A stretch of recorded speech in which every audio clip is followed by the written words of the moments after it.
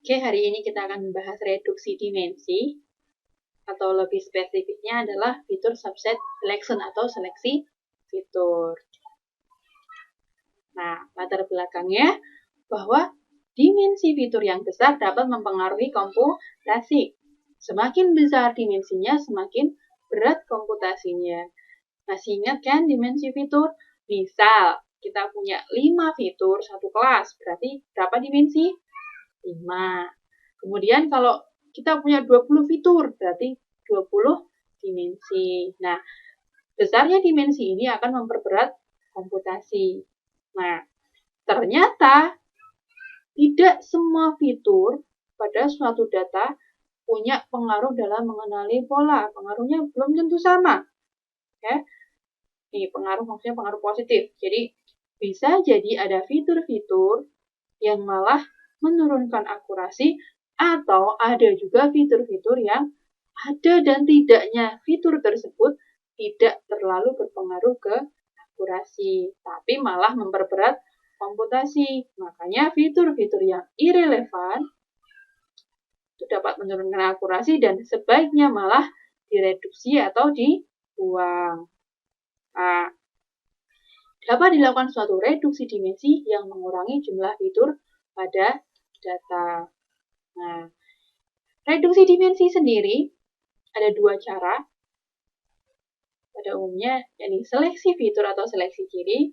Kemudian ada juga dengan ekstraksi fitur atau ekstraksi ciri. Nah, teknik tersebut, seleksi fitur, yakni kita pengen nyari fitur yang berkontribusi pada hasil prediksi atau klasifikasi. Yang punya kontribusi saja. Yang tidak punya kontribusi, sebaiknya dibuang. Nah, kalau kita punya dimensi fitur sejumlah D, kita pengen nyari subsetnya atau bagian dari D ini, nggak semuanya dipakai. Nah, misalnya sejumlah K. Nah, sehingga K kurang dari D. Kita akan hanya memakai sejumlah K. Nah, metode yang umum digunakan adalah subset selection. Kemudian ekstraksi fitur. Nah, kalau ekstraksi fitur, pengen mencari set fitur yang baru sejumlah K. Nah, tapi dia adalah kombinasi dari dimensi fitur sebelumnya. Kalau yang seleksi fitur ada yang dipakai, ada yang dibuang. Tapi kalau di ekstraksi fitur, caranya berbeda. Dia akan mengkombinasikan fitur dengan teknik-teknik. Contohnya adalah prinsipal komponen analisis atau PCA. Linear Discriminant Analysis atau LDA. Nah, hari ini kita akan fokus ke seleksi fitur atau seleksi ciri. Bahwa seleksi fitur merupakan proses memilih fitur yang paling berkontribusi pada hasil prediksi atau klasifikasi. Nah, kenapa harus begitu? Nah, karena ada keuntungannya dengan menseleksi fitur. Yang pertama adalah mengurangi overfitting. Nah, berarti karena udah dihapus kan fiturnya, udah ada beberapa yang dihapus karena nggak ngaruh itu tadi atau bikin aplikasinya jelek. Nah, berarti di situ adalah mengurangi redundansi. Nah, berarti apa? Mengurangi pemodelan yang berdasarkan noise. Itu bikin noise aja ganggu. Dia nggak guna. Ini dianggapnya noise. Nah, kemudian seleksi fitur juga dapat meningkatkan akurasi. Ya. Jadi, kalau kita mengurangi pemodelan berdasarkan noise, biasanya hasilnya juga akan semakin akurat. Kemudian yang ketiga adalah mengurangi kompleksitas atau training time. Nah, semakin kecil dimensi datanya, maka komputasinya juga semakin lebih cepat. Nah, kemudian bahwa subset selection adalah mencari subset fitur yang terbaik. Nah, subset inilah yang isinya sejumlah fitur yang paling berkontribusi pada akurasi dan mengabaikan sisanya. Teknik umumnya adalah seperti ini teknik umum. Pertama inisiasi, kemudian ambil subset fitur, sebagian fiturnya, kemudian diproses nih, training, testing, kemudian dievaluasi nih errornya seberapa atau akurasinya seberapa dan sebagainya. Lalu balik lagi, cari lagi subset yang baru dan seterusnya. Nah, tapi masalah utamanya adalah diambil subset fitur ini. Mau ambil yang mana? Mau ambil berapa? Nah, seperti itu. Makanya, tentunya seleksi fitur ini dapat digunakan baik pada regresi maupun klasifikasi. Nah, pendekatannya bisa pakai forward selection maupun backward selection. Milihnya forward ataupun backward selection. Ini adalah metode heuristik pencarian. Nah, ini bahasan kita hari ini adalah seleksi fitur forward dan backward selection. Nah, kita bahas dulu yang forward selection. Nah, forward selection adalah mulai dari 0 fitur. Nah, lalu apa? Tambahin dulu 1. Tambahin 1, cari error yang paling kecil. Atau akurasi yang besar. Pakai fitur yang mana yang paling bagus? Nah, kalau udah nih, tambahin lagi 1. Nah, jadinya tadi kan 1, 1, 1. Ambil yang paling kecil errornya. Kalau udah, ditambahin lagi. Sekarang jadi 2. Nah, lalu kalau udah 2, cari lagi errornya yang paling kecil dan seterusnya. Nah, dia akan berhenti jika tidak ada perubahan error atau perubahan yang tidak signifikan. Formulasinya adalah bahwa kita mencari suatu J. J adalah argumen yang meminimumkan nilai ini.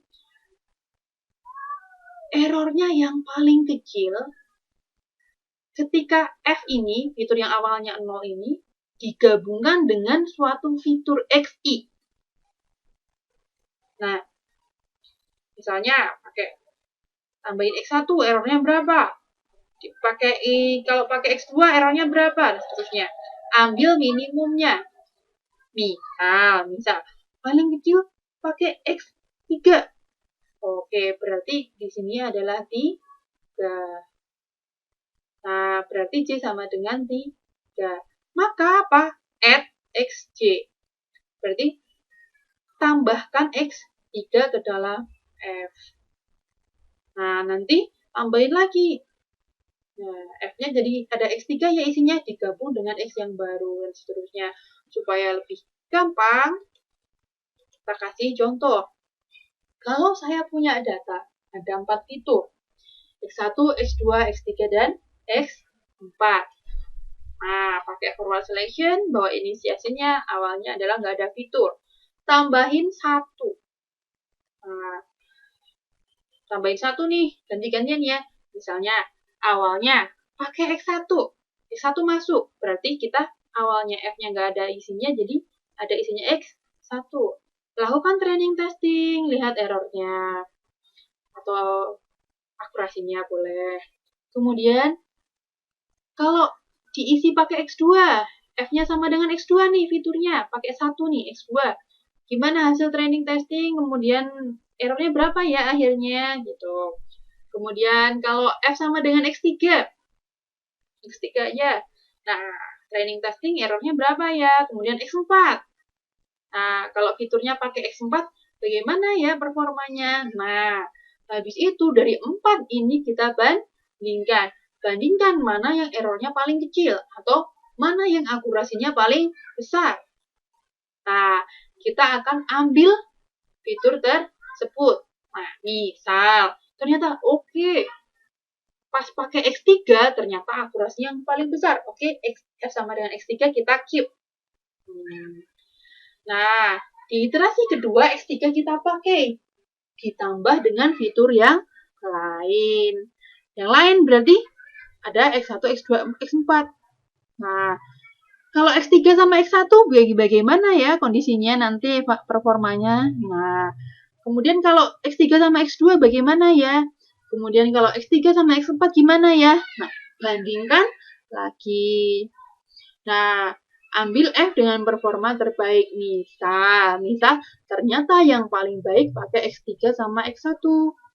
Berarti kita keep untuk iterasi berikutnya. Nah, sekarang X3, X1 ditambah lagi satu fitur yang lain. Nah, kalau kita tambahin X2, kita jadi punya pakai fitur X3, X1, dan X2. Lalu, evaluasi. Kalau kita tambahin X4, berarti kita punya X3, X1, X4. Ada 3 fitur, X3, X1, X4. Kita evaluasi lagi. Nah, error yang paling kecil yang mana? Atau akurasinya yang paling bagus yang mana? Oke, misalnya X3, X1, X4-nya yang paling bagus, berarti kita keep.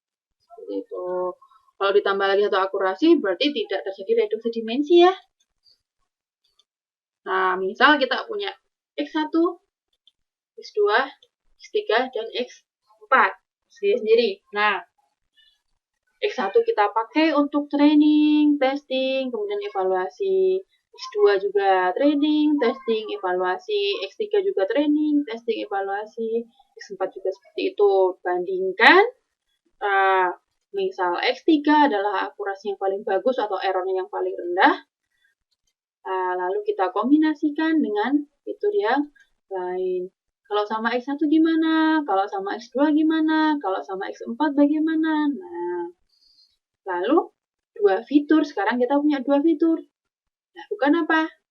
Training, testing, lihat performa. Training, testing, lihat performa, dan seterusnya. Lalu dibandingkan dan dilihat mana yang performanya paling bagus. Nah, misal X3, X1 yang performanya paling bagus nih. Berarti kita dari X3, X1 ini, kita tambah lagi satu fitur.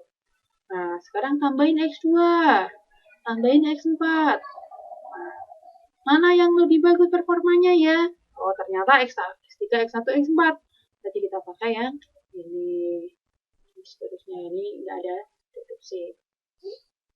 Seperti itu. Ini adalah cara kerja forward selection. Kemudian, bagaimana cara kerja backward selection? Nah, kebalikannya forward, dimulai dari 0, backward adalah memulai dari apa? Semua fitur. Kalau forward selection ditambah satu-satu, backward selection adalah dikurangi satu demi satu. Nah, nih, cari yang paling sedikit errornya. Gampangnya, kalau tak ada kamu, akurasiku jadi bagus. Berarti lebih baik itu dibuang. Itu. Dia akan berhenti jika apa? Jika membuang fitur tidak menurunkan error lagi. Atau membuang satu fitur meningkatkan error yang sangat sedikit.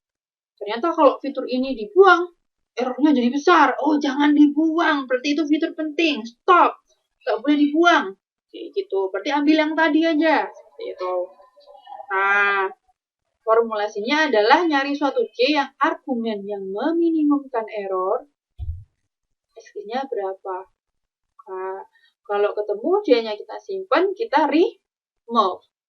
Tanpa ada si XJ ini, ternyata dia errornya akan lebih kecil atau performanya lebih bagus. Nah, contohnya sama. Misal kita punya 4 fitur, X1, X2, X3, X4. Kita pakai backward. Inisiasinya semua fitur dipakai. Lalu kita kurangi 1. Bagaimana kalau tanpa X1? Lakukan training, testing, evaluasi performa. Bagaimana kalau tanpa X2? Performanya bagus nggak? Bagaimana kalau nggak ada X3? Performanya gimana ya? Kalau nggak ada X4, performanya gimana ya? Nah, mana yang performanya paling bagus? Nah, misalnya ternyata X1, X3, X4 ini yang paling bagus, berarti tanpa X2 performanya paling bagus. Berarti kita remove X2, ya kan? Nah, kita ambil X1, X3, X4 yang performanya paling baik. Nah, lalu di iterasi berikutnya dikurangi lagi. Tadi kan udah paling baik ya X1, X3, X4 ya. Kita kurangi lagi satu fitur, coba. Kurangi lagi satu. Bagaimana kalau nggak ada X1? Performanya gimana? Lakukan training, testing, evaluasi, dan sebagainya.